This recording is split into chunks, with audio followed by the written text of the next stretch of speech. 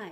आज इस वीडियो के थ्रू मैं आपकी एक बहुत बड़ी प्रॉब्लम सॉल्व करने वाली हूँ जो आपको IELTS स्पीकिंग और राइटिंग में फेस करनी पड़ती है, और वो है कनेक्टर्स का यूज़। अब बहुत से बच्चों को कनेक्टर्स की लिस्ट तो उनके पास है, लेकिन उसका हिंदी मीनिंग क्या होता है और उसे यूज़ कैसे करते हैं वो नहीं पता। तो आज इस वीडियो के through I tell you that. So that और सो, ये दो कनेक्टर्स हैं जो हमेशा राइटिंग में और स्पीकिंग में बहुत बार यूज़ होते हैं। अब सो दैट और सो का डिफरेंस क्या होता है? सो दैट का मतलब होता है ताकि, और सो का मतलब होता है इसलिए। So that I am working hard so that I can get good score in my IELTS exam. और सो का मतलब होता है इसलिए। गवर्नमेंट, आप ये कह सकते हैं pollution is increasing, so government should make strict rules to ban companies who create a lot of pollution. So का मतलब हो गया इसलिए, और सो दैट का मतलब हो गया ताकि। बट ये भी हर राइटिंग हर स्पीकिंग में यूज़ होता है। बट का मतलब होता है लेकिन।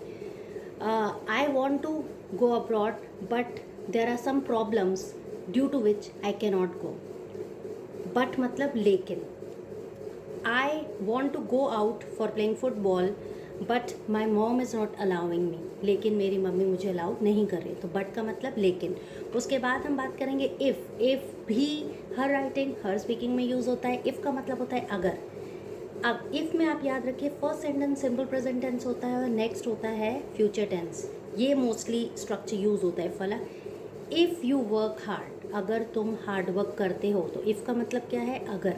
If you work hard you will definitely get your desired score, अगर तुम मेहनत करते हो तो तुम्हें तुम्हारा डिज़ायर्ड स्कोर ज़रूर मिलेगा। और याद रखिए लास्ट में मैं आपको एक ट्रिक बताऊंगी, एक एक्टिविटी बताऊंगी जिससे आप इनकी प्रैक्टिस भी कर सकते हैं। नेक्स्ट सेंटेंस है due to this. Due to this या owing to this. Due to this का मतलब होता है की वजह से। तो इसको हम कैसे यूज़ कर सकते हैं? Due to pollution temperature is increasing day by day. Due to pollution global warming is increasing day by day. Pollution की वजह से दिन प्रतिदिन ग्लोबल वार्मिंग बढ़ रही है। तो ड्यू टू दिस का मतलब होता है की वजह से। ओइंग टू दिस भी आप इसकी जगह ऐड कर सकते हैं। हमारा नेक्स्ट कनेक्टर है रैदर दैन। रैदर दैन का मतलब होता है के बजाय।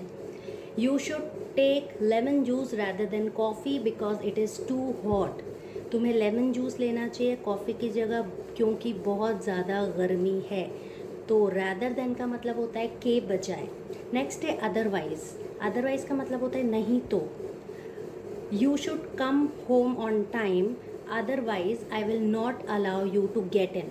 तुम्हें घर पर समय पर आना चाहिए, नहीं तो मैं तुम्हें अंदर आने नहीं दूंगी। ओके। या फिर government should make strict rules otherwise traffic accidents will increase day by day. Government को स्ट्रिक्ट रूल्स बनाने चाहिए, नहीं तो ट्रैफिक एक्सीडेंट्स बढ़ते ही जाएंगे। तो अदरवाइज का मतलब नहीं तो। उसके बाद हावेवर हम बहुत यूज़ करते हैं। हावेवर जब भी हमें कॉन्ट्रास्ट दिखाना हो, ऐसे वेयर एज और वाइल, जब हमें कुछ कंट्रास्टिंग सिचुएशन दिखानी हो। हालांकि जैसे अमेरिका में पोल्यूशन सबसे ज़्यादा था जबकि ऑस्ट्रेलिया में सबसे कम था, तो दो कंट्रास्टिंग सिचुएशन हो गई, एक में सबसे ज़्यादा एक में सबसे कम। तो यहाँ हम हावेवर भी ऐड कर सकते हैं, वेयर एज भी ऐड कर सकते हैं और वाइल भी ऐड कर सकते हैं। ठीक है। वाइल और वेयर एज का मतलब होता है जबकि, हावेवर का मतलब होता है हालांकि। लेकिन ये सब कंट्रास्ट दिखाने के लिए यूज़ होते हैं। America had maximum pollution whereas Australia had minimum pollution. America had maximum pollution while Australia had minimum pollution. और यहीं बीच में वेयर एज वाइल की जगह हम हावेवर भी यूज़ कर सकते हैं। ओके। सो मोस्टली इनको पहले आप यूज़ करके देखिए, it will really help you a lot. एक और है बिकॉज। बिकॉज भी हर राइटिंग और हर स्पीकिंग में यूज़ होता है। बिकॉज का मतलब होता है क्योंकि। तो हम इसको कैसे यूज़ कर सकते हैं? आई am not playing outside because it is raining, क्योंकि बारिश हो रही है इसलिए मैं बाहर नहीं खेल रहा। I am not able to communicate because my English is not good.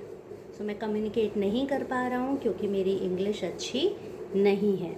सो अब इसके बाद साथ में ही मैं आपके साथ कुछ सेंटेंसेस शेयर कर रही हूँ। ये सेंटेंसेस हिंदी में हैं, आपको इन सेंटेंसेस को इंग्लिश में ट्रांसलेट करना है। इसमें मैंने यही कनेक्टर्स, ज़्यादातर इसमें 5 कनेक्टर्स का यूज़ हुआ है। इफ़ है, सो दैट है, सो है, बट है और बिकॉज है। तो आपको इन पाँचों को यूज़ करना है और कमेंट बॉक्स में इसका ट्रांसलेशन लिखकर मुझे भेजना है। I will tell you whether it is right और रॉन्ग। सो इससे आपकी प्रैक्टिस होगी. Soon I'll come up with some more connectors and their uses. Till then, keep on working, keep on practicing. Have a nice day.